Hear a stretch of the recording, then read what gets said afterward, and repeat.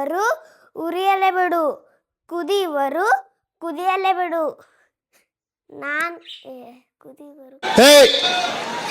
ಹಿಂದ್ಗಡೆ ಸೈಲೆಂಟ್ ಆಗಿರಪ್ಪ. ಯಾರೇ ಅದು? ಸೈಲೆನ್ಸ್. ಉರಿಯುವರು ಬೂದಿಯಾಗಿ ಹೋಗುತ್ತಾರೆ. ಇದೆ, ಇಲ್ಲೊಂದು ಸಮಸ್ಯೆ ಖಂಡಿತ ಇದೆ. ಉರಿಯುವರು ಉರಿಯಲೇ ಬಿಡು, ಕುದಿಯುವರು ಕುದಿಯಲೇ ಬಿಡು, ಮೆರೆಯುವರು ಮೆರೆಯಲೇ ಬಿಡು.